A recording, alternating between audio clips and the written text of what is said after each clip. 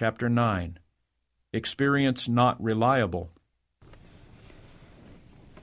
Dear Sister N., in the view given me December 10, 1871, I saw that some things had been great hindrances to your recovery of health. Your peculiar traits of character have prevented you from receiving the good you might have received, and from improving in health as you might have improved.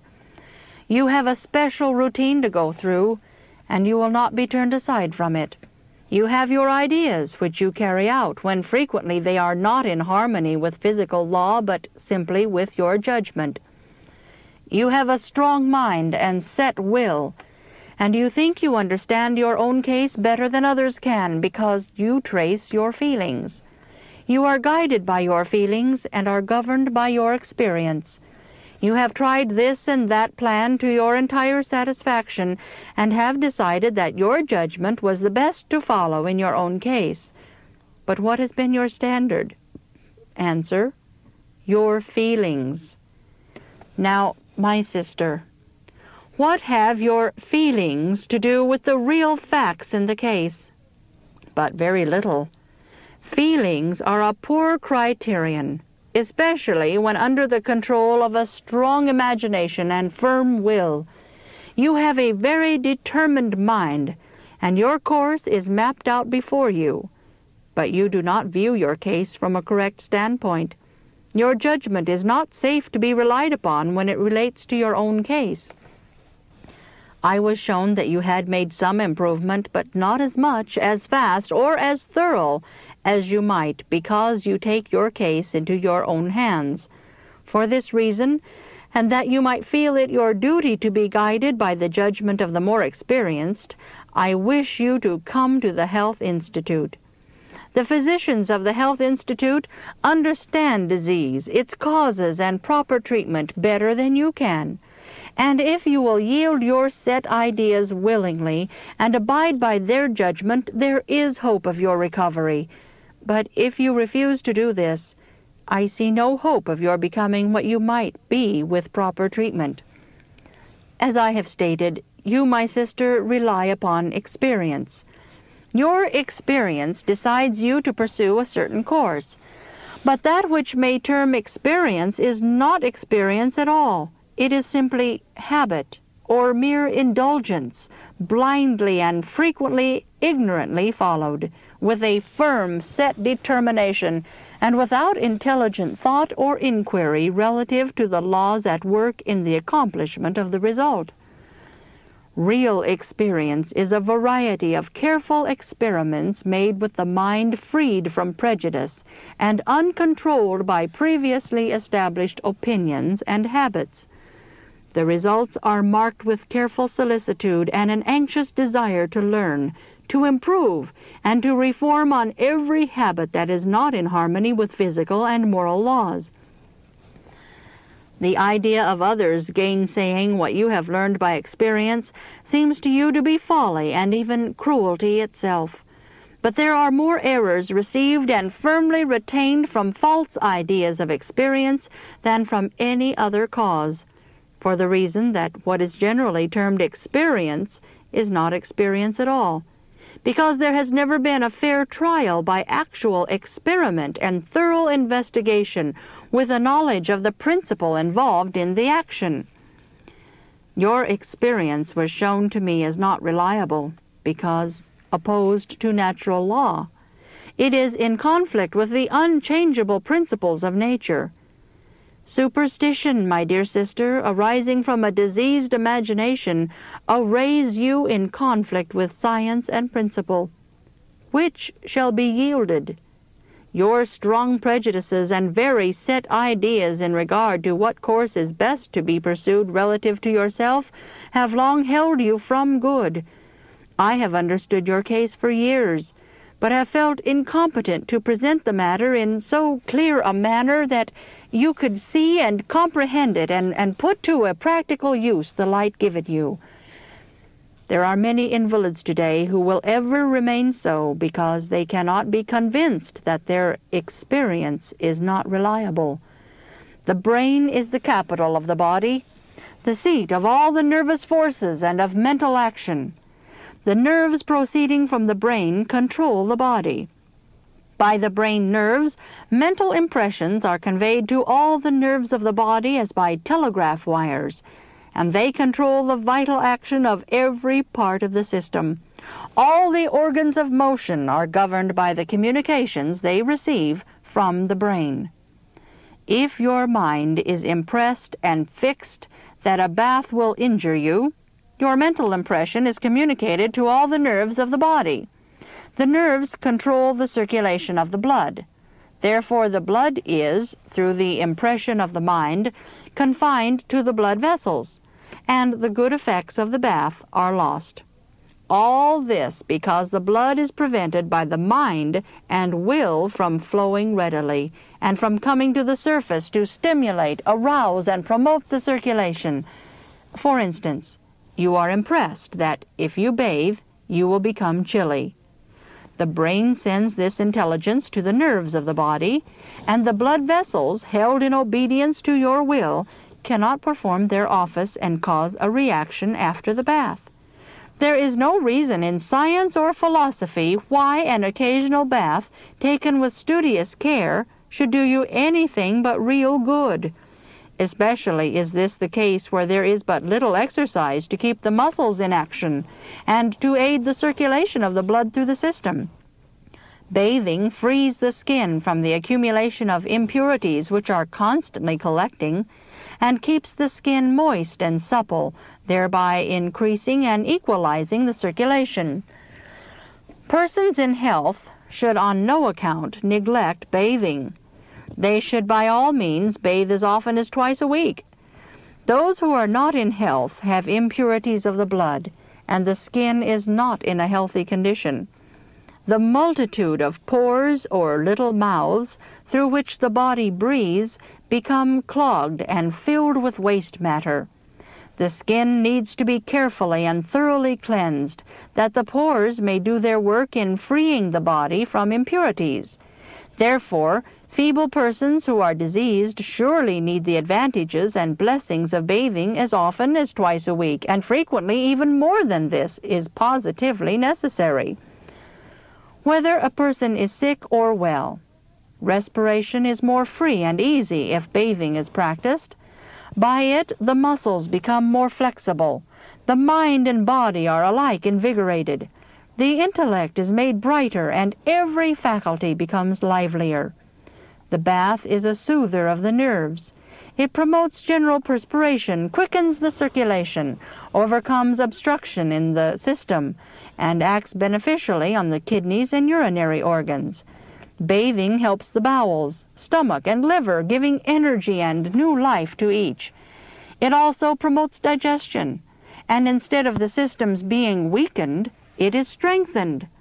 Instead of increasing the liability to cold, a bath, properly taken, fortifies against cold, because the circulation is improved and the uterine organs, which are more or less congested, are relieved, for the blood is brought to the surface, and a more easy and regular flow of the blood through all the blood vessels is obtained. Experience is said to be the best teacher. Genuine experience is indeed superior to book knowledge, but habits and customs gird men and women as with iron bands, and they are generally justified by experience according to the common understanding of the term. Very many have abused precious experience. They have clung to their injurious habits, which are decidedly enfeebling to physical, mental, and moral health. And when you seek to instruct them, they sanction their course by referring to their experience.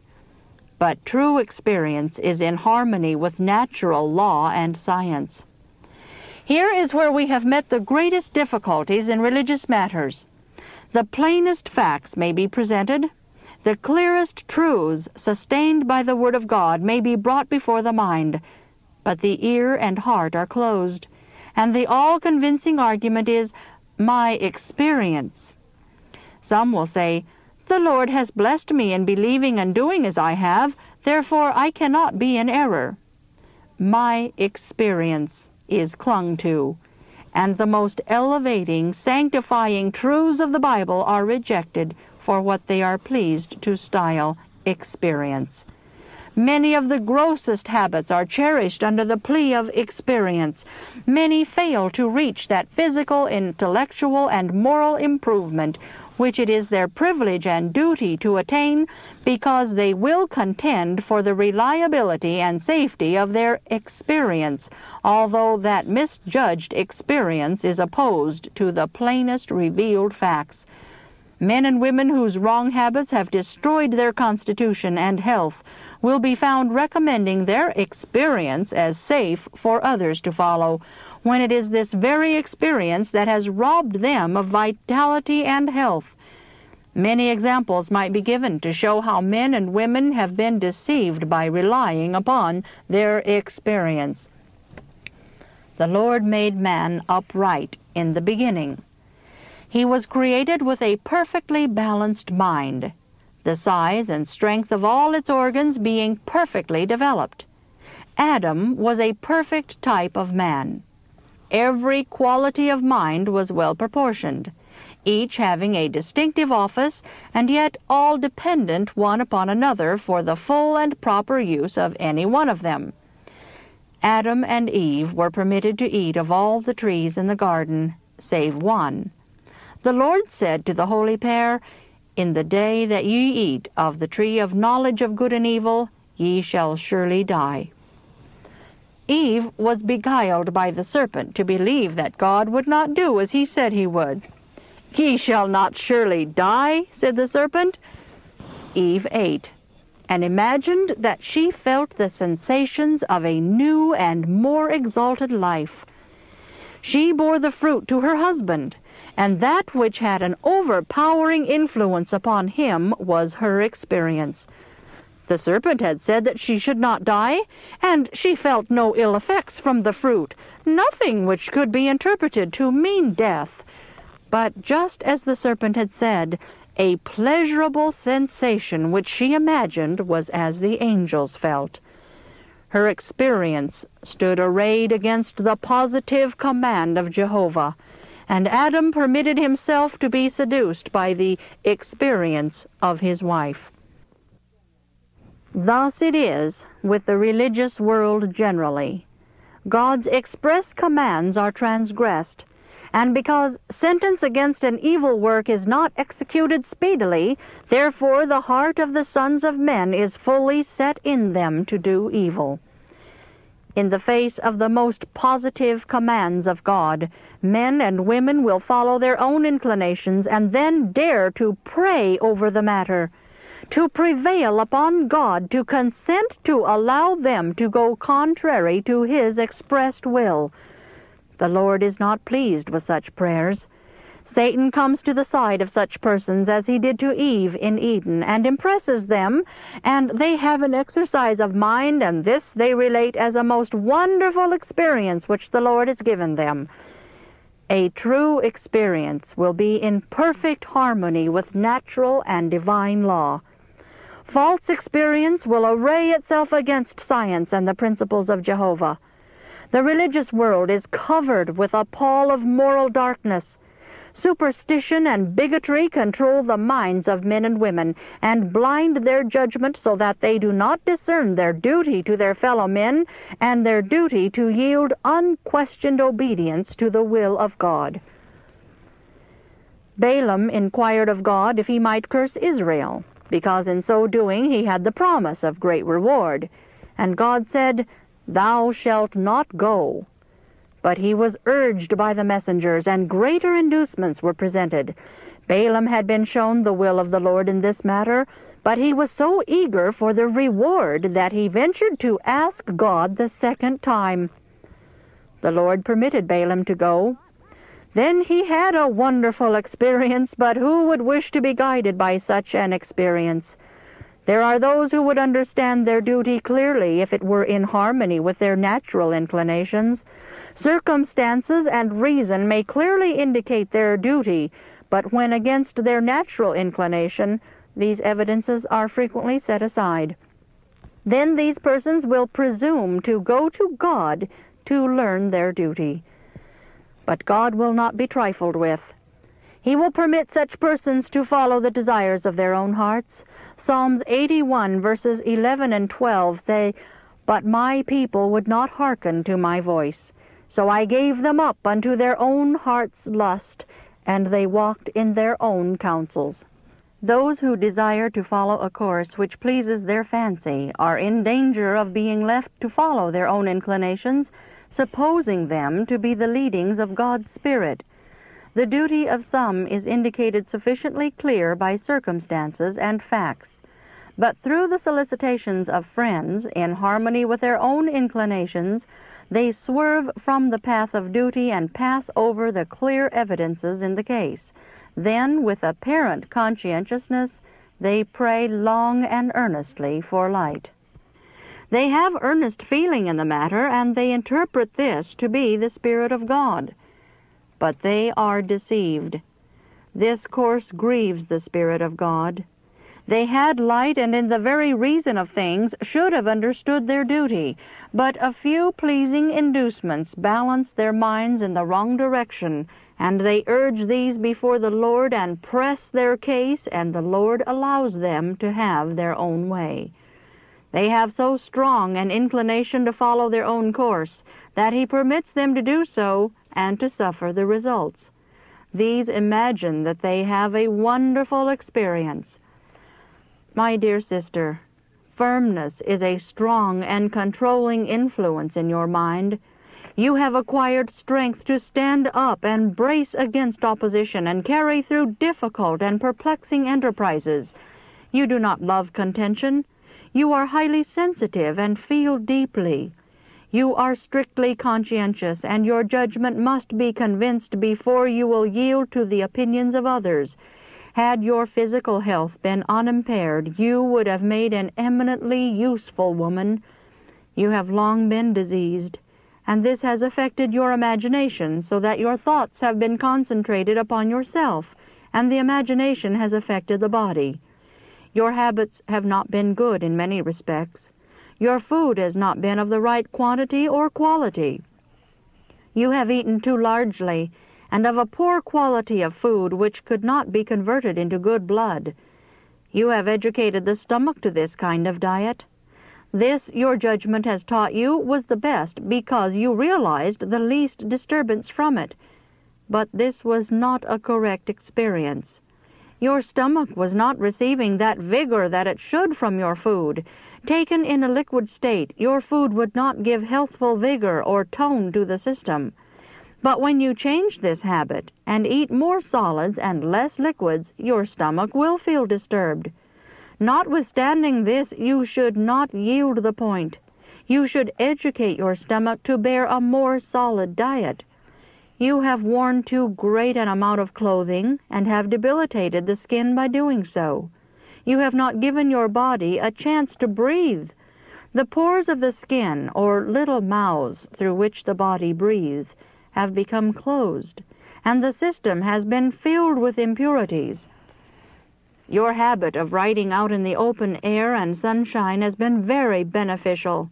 Your life out of doors has sustained you so that you have the measure of physical strength that you now enjoy.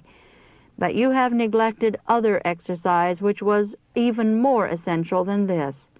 You have depended upon your carriage to go even a short distance. You have thought that if you walked even a little way it would injure you, and you have felt weary in doing so. But in this your experience is not reliable. The same power of motion which you exercise in getting in and out of a carriage, and in going up and down stairs, could just as well be exercised in walking and in performing the ordinary and necessary duties of life. You have been very helpless in regard to domestic duties. You have not felt that you could have the care of your husband's clothes or of his food. Now, my sister, this inability exists more in your imagination than in your inability to perform. You think it will weary and tax you to do this and that, and it does. But you have strength that, if put to a practical and economical use, would accomplish much good and make you far more useful and happy. You have so great a dread of becoming helpless that you do not exercise the strength with which the Lord has blessed you. In many things you have helped your husband.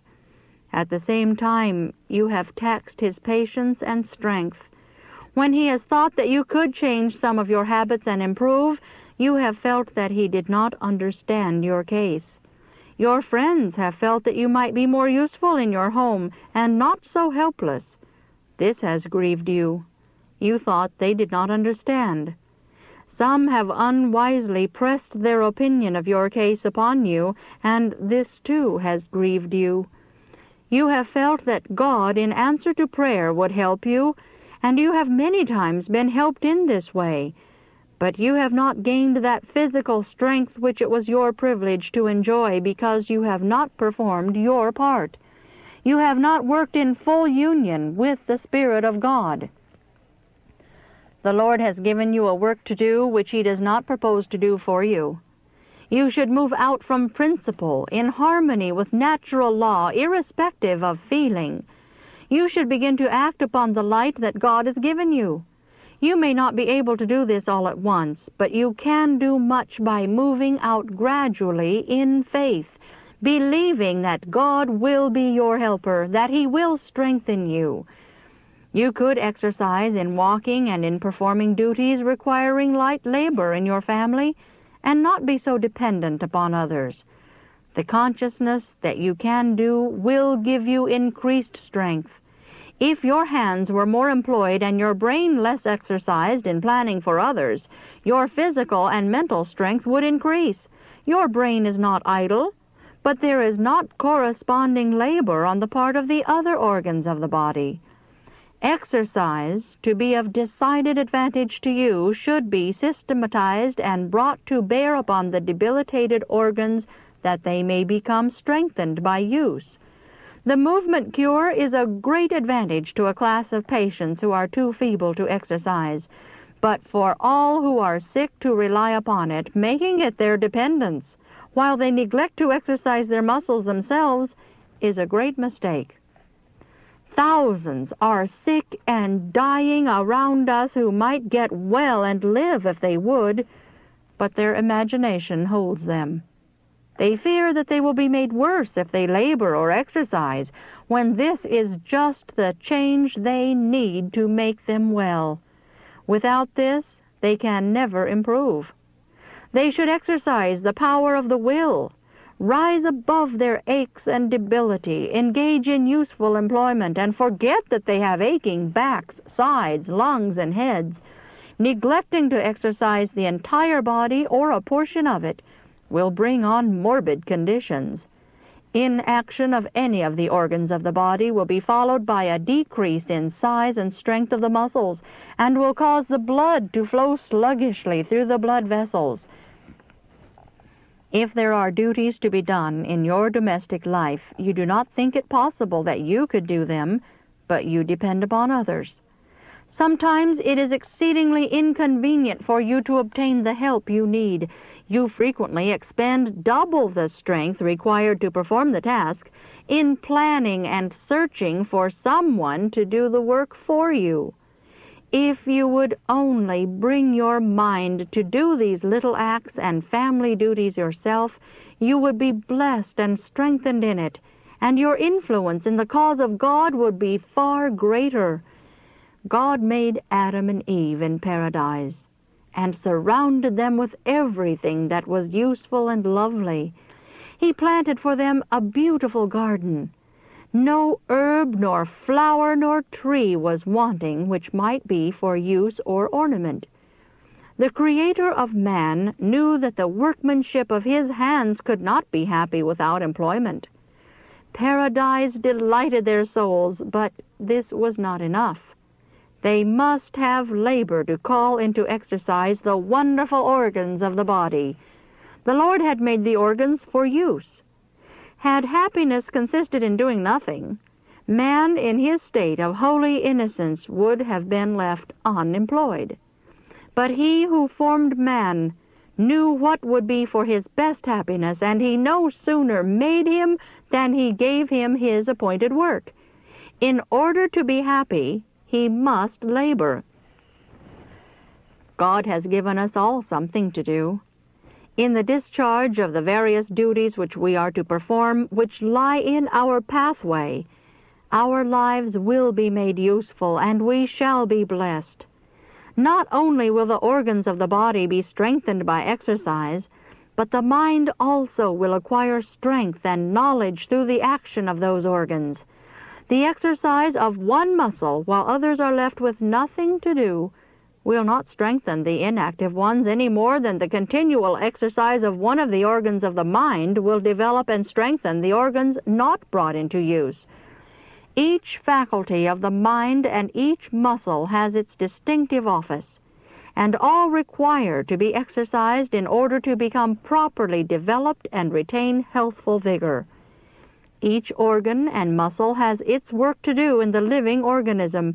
Every wheel in the machinery must be a living, active, working wheel. Nature's fine and wonderful works need to be kept in active motion in order to accomplish the object for which they were designed. Each faculty has a bearing upon the others, and all need to be exercised in order to be properly developed. If one muscle of the body is exercised more than another, the one used will become much the larger, and will destroy the harmony and beauty of the development of the system. A variety of exercise will call into use all the muscles of the body.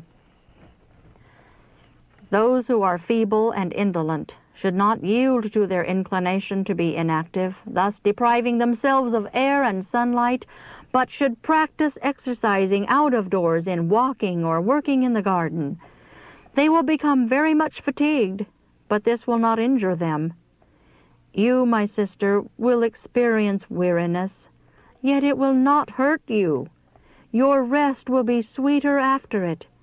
Inaction weakens the organs that are not exercised, and when these organs are used, pain and weariness are experienced because the muscles have become feeble.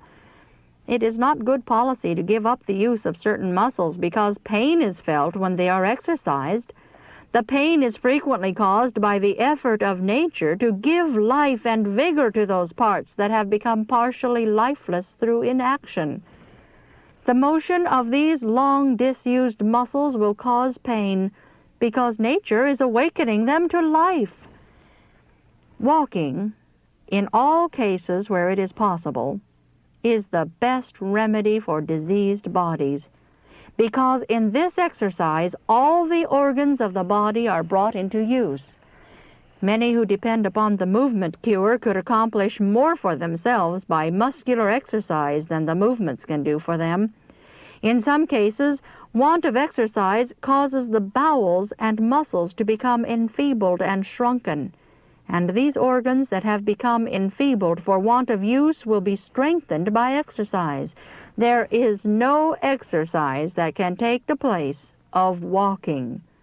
By it, the circulation of the blood is greatly improved. The active use of the limbs will be of the greatest advantage to you, Sister N. You have had many notions and have been very sanguine, which has been to your injury. While you fear to trust yourself in the hands of the physicians and think that you understand your case better than they do, you cannot be benefited, but only harmed by their treatment of your case. Unless physicians can obtain the confidence of their patients, they can never help them.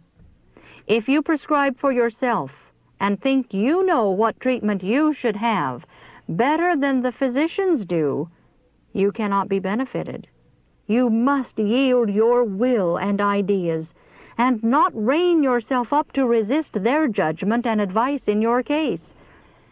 May the Lord help you, my sister, to have not only faith, but corresponding works.